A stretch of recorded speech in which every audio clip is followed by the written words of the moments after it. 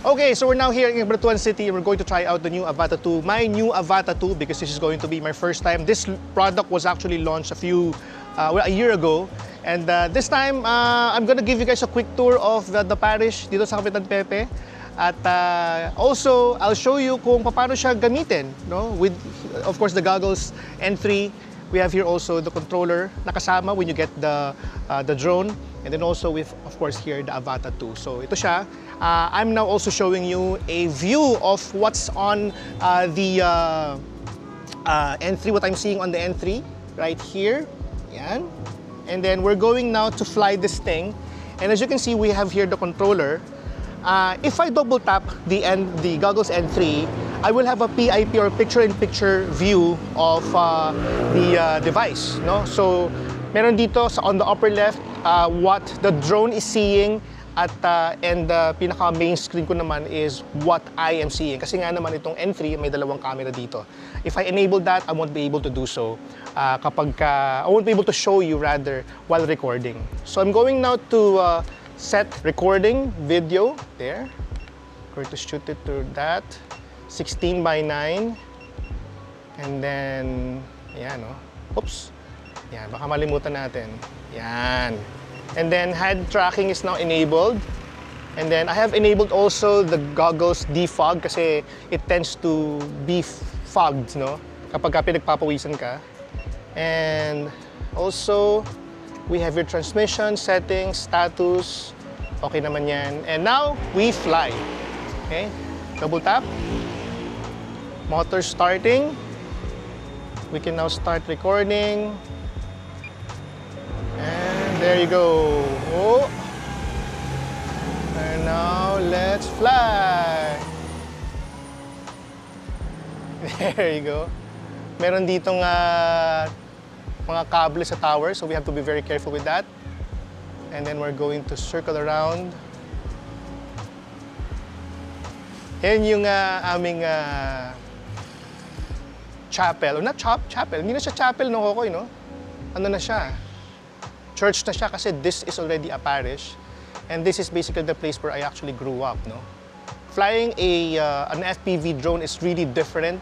Mas maliksi yung drone, as you can see, no? And if you compare to some of our footages using the DJI Mini 4 Pro at saka yung DJI Flip, ibang-iba talaga yung way when you're flying an FPV drone. I have enabled also head tracking, so whenever I move my head, that also moves the gimbal of the device. Now, the circle right there is basically where the drone is heading. So kapag tinapat ko yung gitna dyan, I'm just basically following the course of the drone. And if I follow along with that, it's like I am flying. At talayo tayo ng konti, baka tamaan yung tower. And there. Just a quick tour of our place here. Andun yung pinaka-palengke namin. Tuturo ko, no? Pero wala naman talaga ako. It's as if I am flying literally. And that's where we are right now. Yung nakikita nyo yung letter H. Here's a stabilized version of the clip you're seeing right now. And while I am doing so, as you can see, this is the controller. I stopped pressing and that also stopped the drone from flying. So naka-hover siya ngayon. And if I press it, and I press it further, mas bibilis yung drone. As you can see, it is now at 7.8. There you go. And then if I want to bring down the drone, I just have to pull down this particular joystick right here. And then if I want to like do an emergency brake, press ko lang to. But I won't do that right now. So what we're going to do is, yun yung SM, yun yung kulay blue na yun, that's SM. What we're going to do is we're going to fly down. Yan. We're going to fly, hover down a bit. Ang saya. Okay, and then I will try to depress a bit. And then I will now land it. Dahan-dahan. Oh! Paputok. Ano yun? Motor. Okay. Dahan-dahan tayo. Alright. Ayan na siya. And then Ayan si Kokoy. Hello! Kokoy, ikaw naman. You'll be next. And let's see if how well a noob, like a really noob guy, not a noob from flying a drone, but an FPV drone would do. Alright, let's see. Drop natin to.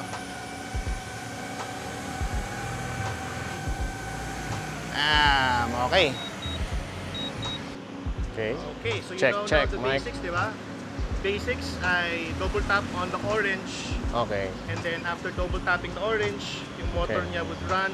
Okay. And then head tracking ka, naka-head tracking ka. So Okay. take off, take careful lang.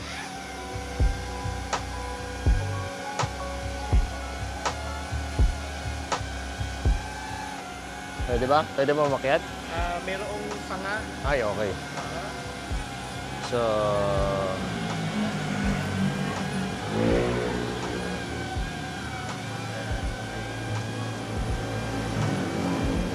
Alright. Alright, let's fly. Whee! Sarap mag FPV eh. Kasi you control with your hand. Yan, parang lumilipad talaga. Layo. Whee! So, yan o. Just a flick with your hand. You can control the drone.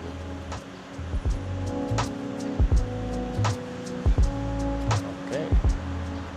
Hindi ako naka-record pala. Record ko. Sige, record.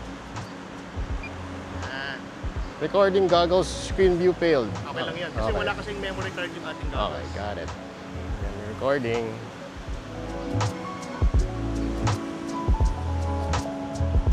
You know. So this is Capitan Pepe. Wow. Fantastic view.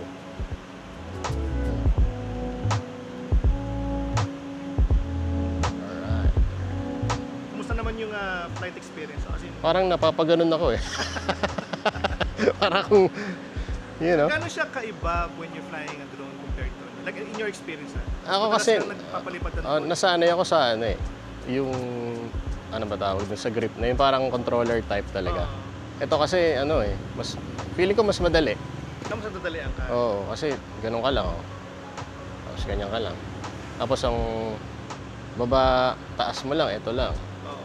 Yung sa thumb mo lang. Joystick. Oo, joystick lang. Ito, kahit, Siguro if you want to do like advanced drone things, siguro baka Yeah. yun yung kailangan mo na ng FPV controller. Oo. Which we have, maybe we can try maybe later on.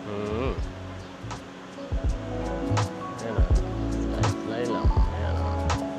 This is General Tino extension.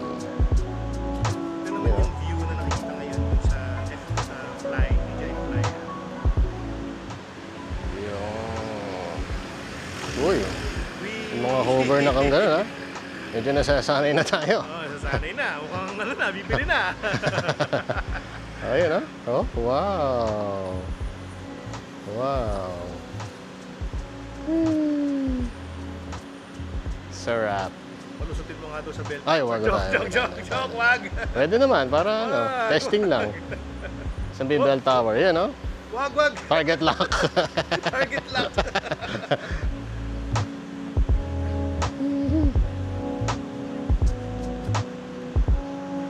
Okay.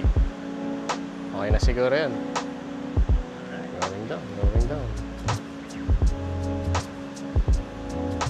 Yan, yung landing talaga minsan yung ano eh. Crucial eh. Kumusta yung picture quality niya? Ay, maganda. Perfect. Okay naman. It's balance ng colors.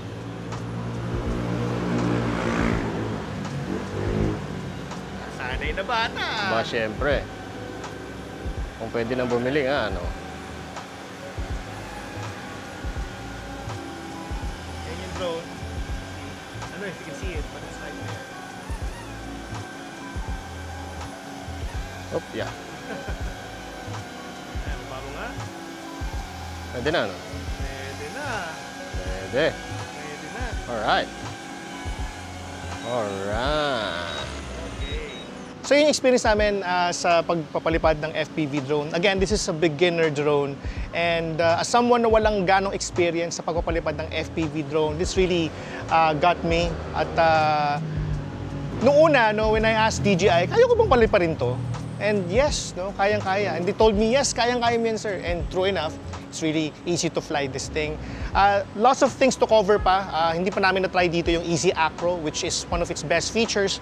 Plus, you do, if you can, once you're already comfortable, we can enable manual mode. Hindi pa ako komportable to do manual mode on this thing. And honestly, it takes a lot of practice for that before we really jump into really trying to fly an FPV drone.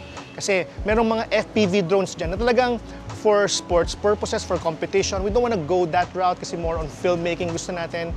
But yeah, that's been our quick unboxing and video experience on using the Avata 2. More videos to come on our channel at GadgetPilipinas.net. Thank you so much for watching. Catch you in the next one. Bye!